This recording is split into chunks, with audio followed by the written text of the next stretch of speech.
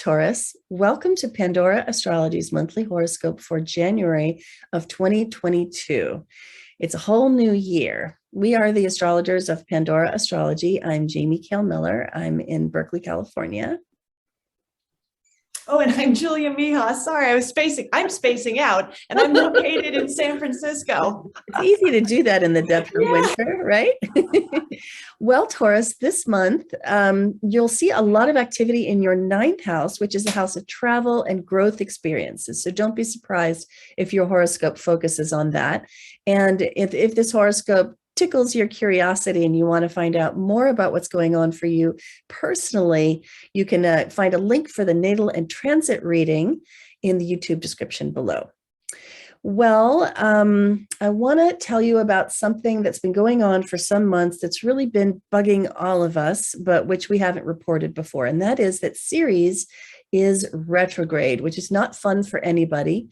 And Ceres is kind of a specialty of this practice. Ceres is about the things that connect us to the physical world, our bodies, the food we put into them, and the money we make to sustain them.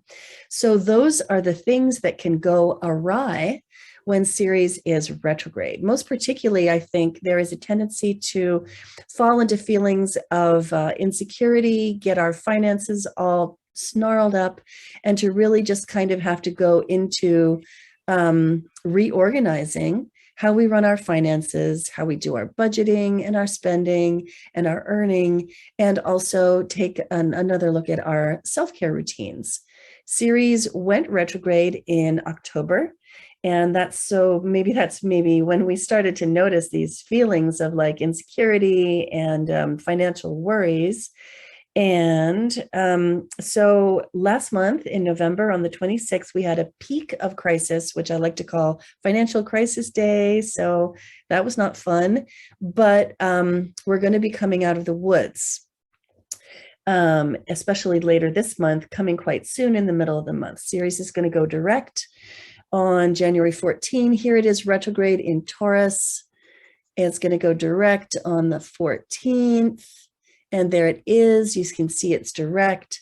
And so the main thing I want to tell you about this is if you went into this in October, overthinking your finances and worrying way too much, then as Ceres goes direct, it's time to go back to basics. Basics are good. It's time to go back to them and to reground yourself in what's real. Okay. So Julia, I think you've got some news for the Tauruses of the world about Mercury, Mars, and Venus. Oh, I sure do. Well, hey, Taurus. Just a quick observation, Jamie, that when Ceres went retrograde on the 26th, I'm just making the connection now, the stock market crashed. It crashed a few hundred points that day. That wasn't when Ceres went retrograde. That's when it conjuncted the Sun while retrograde. And I'm calling that Financial Crisis Days. So it's no surprise, a real peak in people's upset, so if the market lost confidence, that's no surprise. That makes a lot of sense. Very cool. Anyway, Taurus, I'll start with Mercury and how that's going to affect you this month. So the very beginning of January on the 2nd, Mercury moves into Aquarius, which is your 10th house. The 10th house is the house of career or life direction if you're retired and you do other things with your free time. And the 10th house can represent authority figures too. So when Mercury is in the 10th house, it means that you could be expending a lot of your mental energy on your job, at your work, whether you're currently in a job now or you're refreshing your resume for the next job. Also, Mercury represents buying and selling, as well as teaching and writing and speaking. So if any of those are a part of your career, or transportation if you're an Uber driver, this can be a fruitful period. However, on January 14th, Mercury is going to go retrograde, and Mercury retrograde cycles are times when we run into a lot of miscommunications. So in the 10th house, this could be miscommunication communications with your work colleagues, with your clients, as well as your boss or authority figures like a teacher or a parent, if those, for the younger people, if those are still their authority figures. Then Mars, the planet of action and activity, starts the month in your 8th house of other people's monies and social taboos. So when Mars is in the 8th, Mars is a little bit of a more challenging planet than, let's say, Venus or Mercury. So sometimes Mars can bring some conflict. So there could be some sort of arguments or conversations about money, which are a little bit heated. It might not be the easiest time to apply for a loan, but that could come sort of later on in the month. So you might want to pause on that too. And since this is the house of social taboos and Mars represents our sexuality, this can also be a very horny transit as well, which can be fun. That's the best news of it, I think. Mars, don't apply for a loan, go get laid. It'll be better. Then wait. Let me throw something else in there. Mars is, in traditional astrology, Mars rules the 8th house. So there's a wonderful quality of relentlessness that can go with this. Like if there's something you've been trying to power through, this could be the time, right? Yeah. Totally, absolutely. And then on the 21st, Mars is going to enter your 9th house, which is the house of education, travel. It rules all the things that expand us in life. So during this part of the cycle, you could be feeling really, really driven to go on a trip, have an adventure. Hopefully you'll be able to. If you've got a lot of responsibilities and things holding you back, it can be a very stir-crazy time. But if you do have an opportunity to go on a trip or take an adventure, it could be super fun. And then finally, Venus starts the month in your 9th house again too. So with Venus in the 9th, this actually adds a little bit of luck and ease and harmony if you do have the opportunity to take a trip. The 9th house also rules education and learning. So this could be a time where you get more pleasure from learning new things because Venus rules pleasure. And if you're single, you could get a crush on somebody from a very different background than you because the 9th house rules foreigners. It can be a great time for a little holiday tryst. And Venus is going to go retrograde or it's going to end. It's already retrograde this month. It will be ending on the 29th. I went into depth about this Venus retrograde cycle in our last month's video. So if you want to hear how the retrograde will affect you, that's going to be the best place to look for it. And Jamie, I know you've got some things to tell us about Juno this month. Yeah, I think it's really interesting that Venus is retrograde right around the same time when Juno, like right here, you can see it, is happening.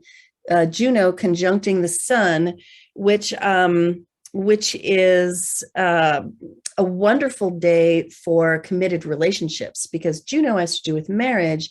Venus has to do with love. And so Venus is kind of in trouble. You might say love is in trouble. And while Venus is retrograde, we're trying to figure out how is love going in my life? And am I really feeling it for this person? But meanwhile, commitment is going well. And so this could be a really great month for getting clarity on what to commit to and what to kind of, move away from, or who, perhaps we should say. And this landing in the 9th house, it's all happening in the same sign of Capricorn here in the 9th house. And so this can be connected with travel and with growth experiences. And if your relationships, I would say move away from the relationships that don't allow for growth and move towards the relationships and commit more deeply to the relationships that do. Okay, so, and that commitment rapture day, by the way, is January 11th. So that's something to watch out for in a good way. So then we've got a couple of moons to talk about. One of them is happening early in the month. Fortunately, we are out of the eclipse season. No more eclipses for several months to come till the summer. But we have a new moon in Capricorn here in that famous 9th house that's very, very busy and active for you this month, Taurus. This is, as we've been saying, this is a house of travel and growth, higher education.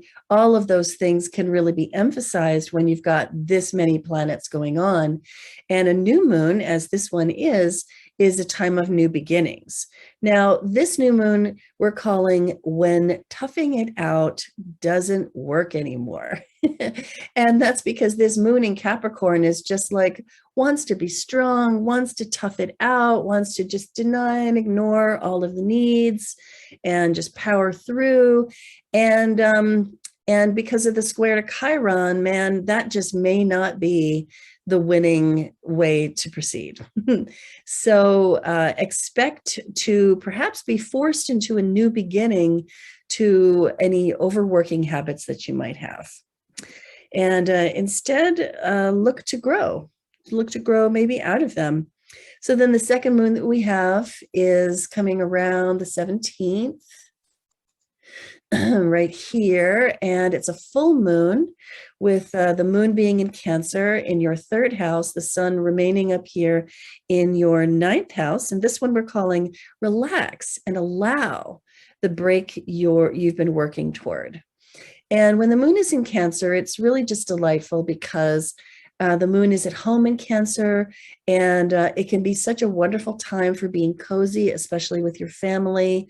And the people right around you, because the third house signifies the people that are around you every day, like, your neighbors, the person who works at the convenience store on the corner, of your street, the housemates, siblings, people that are right around you. And so this suggests that expressing a little bit of warmth and a little bit of nurture to those people right around you can help you relax, help them relax, and just make your neighborhood just more congenial. Okay, then the last thing I want to say is on the 19th, we have a seasonal shift, as we generally do every month. The sun is leaving Capricorn, moving into Aquarius. Aquarius is your 10th house. And so that it begins this shift and a general migration of planets over into your 10th house, where the emphasis will be on career in the next 2 months going forward. And so this is where that begins. And it's a really good time to start thinking about career and shining the spotlight of your high quality attention there so that things can grow. All right, well, that's what we have for you today, Taurus. Hope you enjoyed it. You can find this video on our website on the horoscopes page. Our website is pandoraastrology.com. If you want to know more about Ceres and Ceres retrograde, you'll find a video about that in our January news videos and also on the forecast page. So you can look around in YouTube for our January news videos on our YouTube channel, Pandora Astrology, and also find out more about this Venus-Juno thing that's affecting our relationships and the moons as well. Until next time, we'll see you around the cosmos. Bye-bye. Bye.